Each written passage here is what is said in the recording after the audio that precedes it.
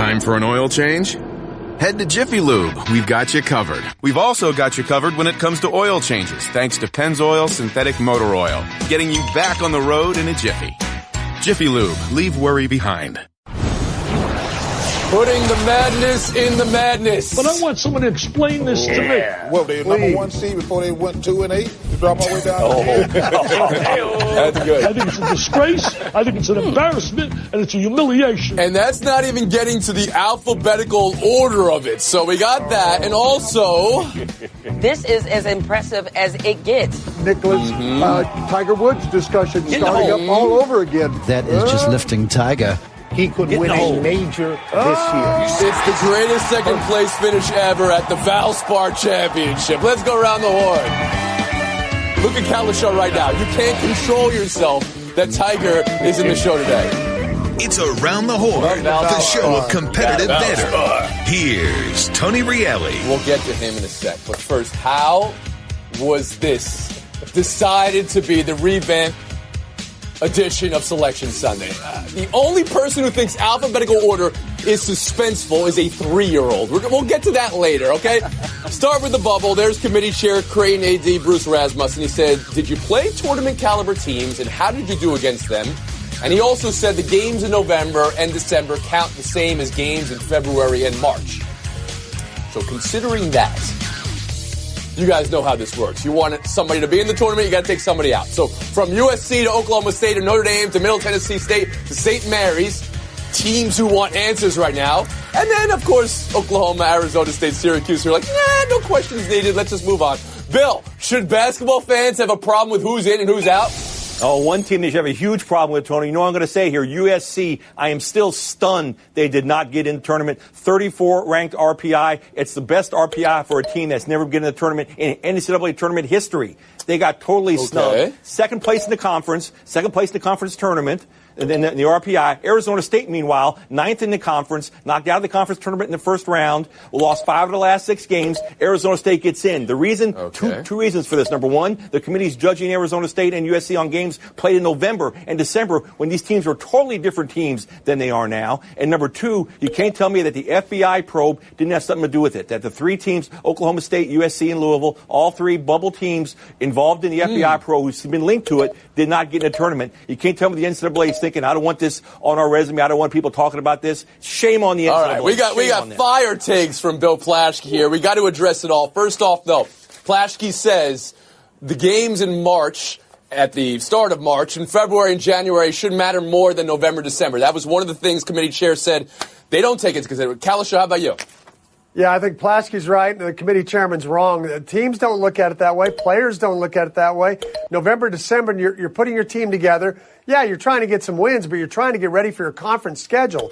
And when you blow up in conference the way Arizona State did, as Bill pointed out, or the way Oklahoma did, Oklahoma got to the tournament going 4-11 over their last 15 games. They haven't won a road game in this year. They can't do anything outside of Norman. Everybody fell in love with Trae Young in December when they had their big wins, just like Arizona State. Then they played like crap for 2 months. Oklahoma State beat them 2 out of 3. Oklahoma State beat Kansas twice. They're the only team to beat a number 1 seed twice and not get in the tournament. They were snubbed just like USC. So Oklahoma State is Kalishaw's pick to get in. You're taking Oklahoma out. Clinton Yates, how about you? Anybody that needs to be in? Anybody needs to come out? I'm in the same place. Okie State goes in and Oklahoma comes out, and I'm so upset about this. You could see this coming from a mile away, and that's the problem with the committee. You knew they were going to try to get Trae Young in just because he's a star, but it's not even about – the numbers are one thing. If you watch the basketball, the Sooners are terrible. They are not a fun team to watch, and that's why what happens in February and March should matter just as much as what happens in November and December. This is still a basketball tournament. It's entertainment. If you're not getting teams that are playing well moving into the tournament with some level of momentum, what are you even doing? I don't understand why you can use that as a rationale and say everything is a body of work. Meanwhile, USC doesn't get in when their body of work seemed to be as good as all these other teams that did. And Bob Latore, how about you? Look, this field is always rigged. The point of a committee is to rig it in a certain direction. And Bill's conspiracy theory there is not just rooted in homerism. I agree with him. Like, one of the things the NCAA likes to Congrats, do... Bill. Here you go. You're not a homer, just a homer right now.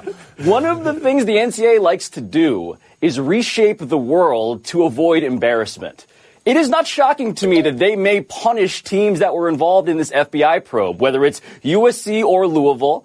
And the thing that really dismays me, though, about sort of TV programming deciding who's in the field and where they're ranked is that they leave out Middle Tennessee State and St. Mary's, two teams which absolutely on the merits deserve to be in there. But even if you buy the conspiracy theory of this is about TV programming, why are you killing off Cinderellas? Those two teams could very well be the things that capture the hearts of America, and instead you put in Syracuse? Really? That's well, let's address not how that. this tournament Okay, plays so out. Syracuse is another team that you guys want out. I think Syracuse was surprised they got in. But this is a yearly occurrence, Kalishaw. Mid-majors saying the cards are stacked against them. Are they? Oh, I think they are. I mean, I think we've seen their performance that when they do get in, they either pull off upsets, they play well. I think both those teams Pablo mentioned, are more deserving than, again, I'm sorry to keep picking on Arizona State and Oklahoma. They had great Decembers. They beat good teams then, but they've lost so many games, I don't think either one of the teams even expected to get in. Okay. What is different this year? 3 of the teams out, like Plaschke said, Louisville, USC, and Oklahoma State, are part of that federal investigation. Now, Bill, I would say other teams named in the investigation did make it, some at large. Does any of that strike you? Go ahead, Bill. Yeah, but I will tell you, look at Arizona. Arizona, knee-deep in the investigation. They're a 4th seed. Are you kidding me? They should be a number 2 seed at best. I think even teams that got in were penalized by this. Yeah. And clearly the NCAA doesn't want people talking about this during the tournament, so they want to try to get everybody out of it who's involved. Pablo, how's that strike you? Again, I hate to validate Bill's theories about the Pac-12 being jobbed, but yeah, this is true. Like, it is the case that we are going to talk about all these teams in ways that we have not talked about them all year. The NCAA has an incentive to talk less about the teams that will embarrass the NCAA. They take down banners, they affect seeding, they leave out teams. This is not surprising if you follow the logic of how this organization operates. The committee says the investigation have anything to do with what they did. Clinton, you buy that? Yes. No, and they also said it wasn't talked about, but you don't have to talk about it because everybody knows what's going on. The level of transparency here is kind of embarrassing. You don't have to insult our intelligence. We all know what's going on. You can just mention it, and I think everybody would be fine. If you're a bubble team, you've got you've got an FBI investigation, you're not in. I think everybody would have been able to live with that. And Kalishaw? Yeah, I mean, I just think they got so many things. I don't know why it's that hard when you have 36 at-large teams to always have 3 or 4 discrepancies that everybody agrees with. Makes no sense. Well, now that we got that out of the way, can we just enjoy the bracket for what it is, please? Just let me come on, let's get into the bracket now. Let's overthink and underthink some matchups here. And we're going to start with the South region, East region, Midwest region, Nether region. We're going to start with the ones. There was zero tension because I think everybody knew it was Virginia, Villanova, Kansas, Xavier. But look at the top 4s they all have in their regions. Who's got the toughest grouping? Who's got the easiest grouping? Kalishaw, you want to start us off? I think Xavier's got the toughest, which is fine because Xavier's probably the 4th number 1 seed. Having to play Gonzaga in that possible Sweet 16 game, having to go out to L.A. They're the only ones that don't have anything close to a home court advantage in the regional. But I think Virginia's is very tough, and Virginia's the number 1 overall seed. They got a tougher road than Villanova. Plaschke mentioned Arizona shouldn't be a 4, and they shouldn't, but they're number 4 in Virginia's bracket, so they can win 2 games and run into DeAndre Ayton and a very tough team. Glenn Yates? I think Virginia's got a tough road as well. Let's not forget about Kentucky, which just won the SEC tournament, is always a very strong team. And the UC Bearcats, which play the same way that Virginia does. So if they even get all the way to a possibility to get to the Final Four, they're going to run up against a team in a game that nobody's going to want to watch at that point. But yeah, for being a number 1 overall seed, they certainly got no favors, none of them whatsoever. Mm-hmm. That's Virginia with the toughest. You have an easiest road for a 1 seed that you like, Clint, looking at it? I think it's probably the Kansas side of the draw. You know, I don't love where Duke is at this moment. I think they've got a pretty good team, and I don't see anybody else there. Look, I believe in Sparty as much as anybody else believes in Sparty. I just don't think this is going to be their year in that bracket. Well, all right. I wasn't expecting, the easiest region's the one that's got Krzyzewski and Izzo opposite you. You got Kansas as the easiest. Bill Plaschke, how about you? Well, I think the toughest is definitely Xavier out in the West. They have both of the finalists in last year's national championship game. Gonzaga and North Carolina are in this. Michigan, I don't know how teams in the country is in this. They may not beat Arizona. I mean, they may not beat Missouri coming out. Missouri with Michael Porter coming back. Xavier's got definitely the toughest. I don't think Virginia's that. I think Virginia may have the easiest. Virginia, basically, they got to beat Arizona. They got to stop Ayton, and I've covered Arizona a lot. If they can stop Ayton, they can stop Arizona. And then they got to play Cincinnati, who's a mirror team of Virginia, played just like Virginia. I think Virginia probably has the easiest path, in my opinion. Well, wouldn't that be all right if they were the overall number 1 seed? It would make sense. Okay. And Pablo Torre, how about you? It would make sense, but I do believe that Villanova has the easiest path. Look at the teams in that region. You're going through Virginia Tech, Wichita State, or Texas Tech, depending on how that shakes out, and Purdue to get to the Final Four. That doesn't sound that bad to me. And I know the brand names change year to year, but my God, if you give me a blind test, that's the path I would want. Absolutely. You guys just ripped up the committee and everything they did for the first 6 minutes of the show. And then you get to the question about who's got the hardest, who's got the easiest, and you all had different answers. Which means maybe they're getting something right? That is fair. At the TV show. That is Now it's time to see who's going to get something right maybe once in their life. We're talking upset picks. This is the Pablo Torre honorary I'm smarter than you. I'm going to pick a 16 over 1 seed segment. First, though, for the upset picks, you got to realize 9 over 8, get that stuff out of here. 10 over 7, you got to work hard to convince me, all right? You at least have to have the 10 go into the Sweet 16. But, Mr. Pablo Torre, for the last 5 years, you have picked a 16 over 1. The result has been a combined minus 324 points for you on this show. The floor is yours. Tell us which 16 you like over 1 this year. Go ahead. Tony, I believe in America as a land of equal opportunity. I know you do. What we've gotten in this world is a caste system where a scarlet number 16 all right. prevents you Get to it, please. from being touched. We have untouchables in this country. Tony, I want to stop that. And the way I'm going to stop that is by picking the strongest 16 seed in recorded history. I'm picking Penn to upset Kansas in the first round. A 16-1 pairing that feels more like Did you hear him deliver the line? He was expecting us all to go, ooh. And then come on, guys. This is going to happen. Penn is the number 2 team in three-point defense. Penn can slow down the pace. Penn can absolutely dethrone a Kansas team that has looked very shaky in this land of parity that we live in.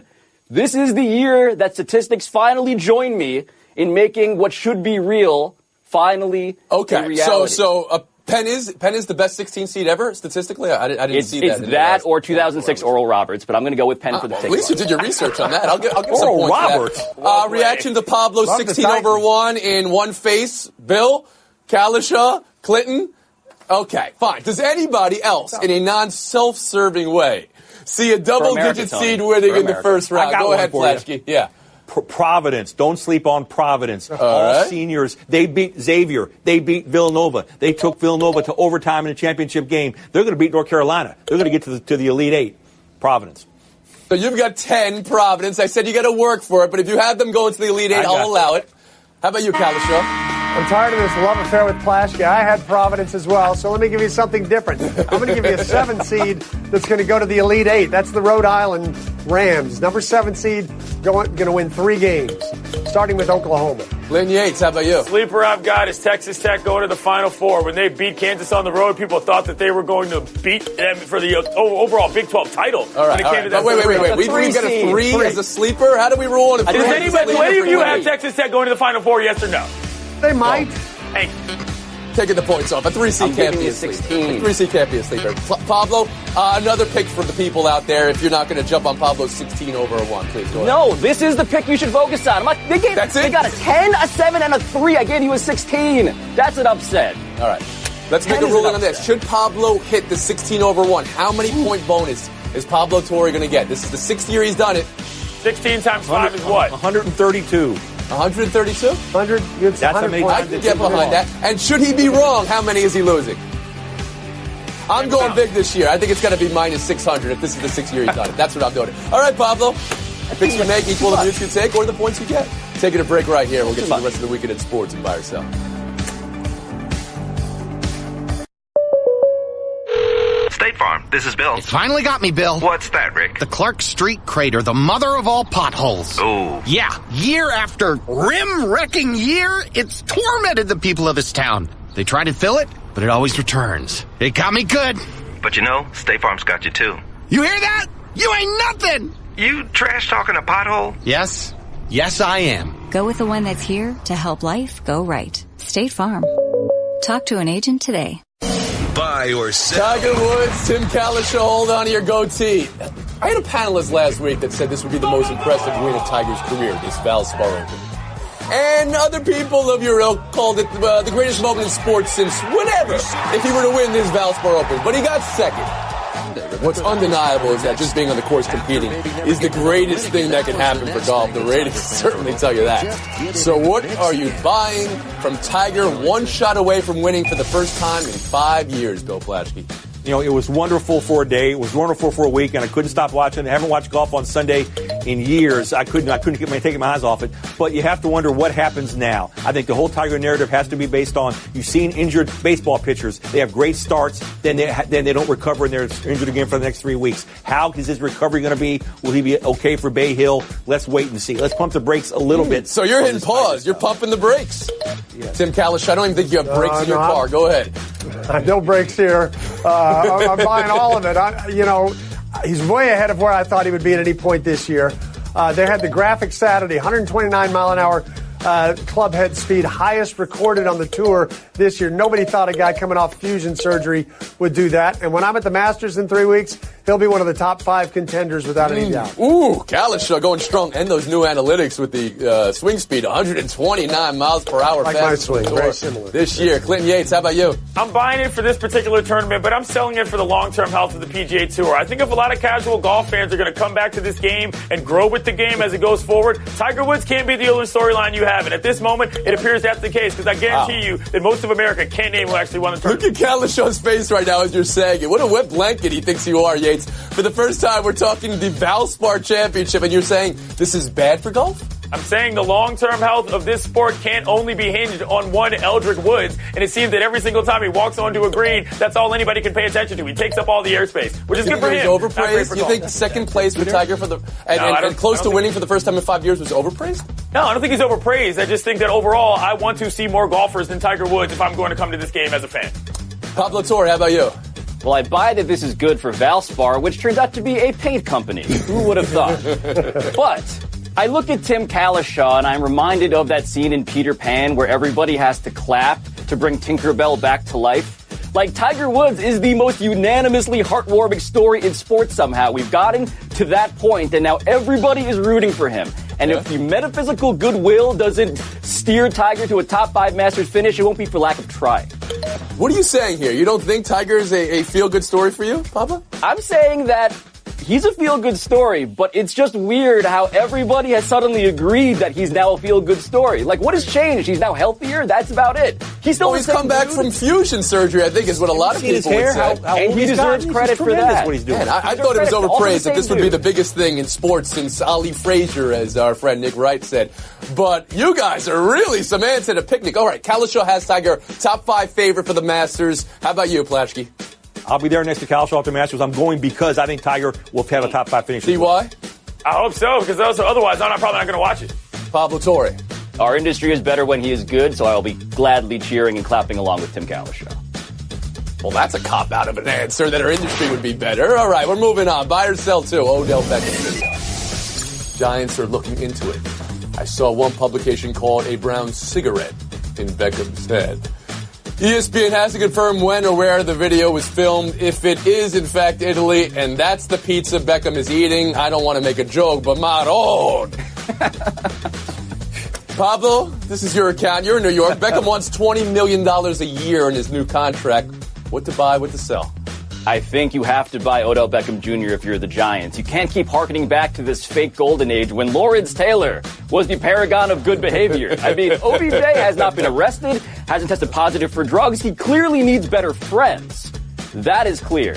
But in terms of the player, yeah, absolutely. He is the future of that team. He's paid like it. I think you have to worry about him if you're the Giants, Pablo. And it's not, I don't know what he's doing in that video, but the fact that he was on the video itself, he allowed himself to be taped. You got to wonder about his judgment moving forward. They're putting a lot of money into this guy, and his judgment seems to be questioned. I think the Giants will get him a new contract because they don't really have any alternatives. But does he cost himself a few million along the way with his silly behavior? I have to think he does.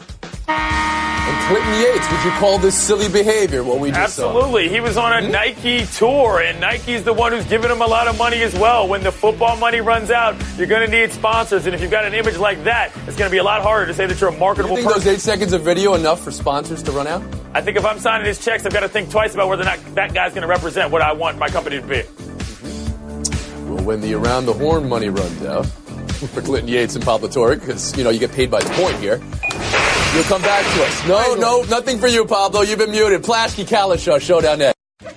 Hey there, I'm a glue stick, so I have one job. I glue kid stuff. So sorry for being jealous of Geico, who does a ton more, like give you 24/7 access to thousands of licensed agents. And Geico has been around for over 75 years and has a 97% customer satisfaction rating. While I've just got mediocre adhesive skills, Geico also has an award-winning mobile app.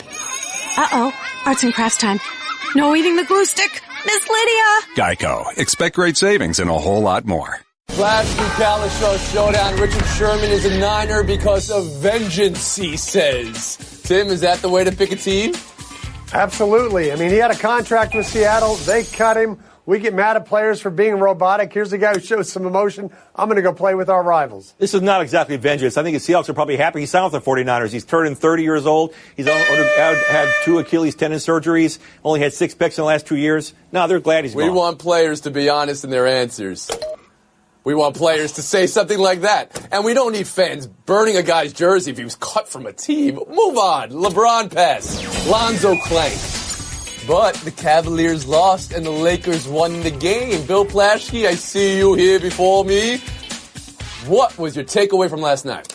My takeaway is that LeBron's got to love what he sees. The Laker team has won 7 of his last 9 games. A young team coming around, playing hard for Luke Walton. Come to L.A., LeBron. That's what he saw. Last night was the Julius Randle show, and LeBron said, I think me and Paul George can come play with this young man. It may work for the Lakers. Was that the most predictable Plaschke answer in the history of Around the Horn? What do you want? Well, I mean, that you would end with, come to the Lakers, LeBron. That's not how you're winning a showdown. Kalishaw, 30 seconds.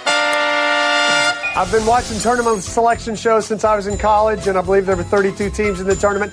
Never had to wait 22 minutes to find out a game. Never had to sit through alphabetical order, automatic bids. Don't keep trying to reinvent the wheel. Get the games out there, the brackets out there, discuss the matchups, who got snubbed. It's not that difficult. Don't try to do this studio audience silliness that TBS brought us yesterday. Hot take. One and done. From Tim Kalishaw. Actually, everybody in the country said the same thing you said, Tim, but I welcome it. It's fine. All right, I got an announcement to make. Fans right now can join our bracket challenge on ESPN.com. You search Around the Horn, and you'll get the alphabetic order of magnitude. That's what we're calling it this year. Winner will get a shout out on Woody's Blackboard. Penn, Kansas, 2 p.m. Thursday. Hello, I'd like to deposit this to checking. Fate is a fickle master. What? The future is uncertain. Okay, and what's my account balance? The horizon is cloudy. I see a long, treacherous voyage filled with great peril. Look, can I just get a deposit slip or something? A fortune bank teller. Surprising. What's not surprising? How much you could save by switching to Geico. I see a yellow-eyed serpent and a low APR. Geico. 15 minutes could save you 15% or more.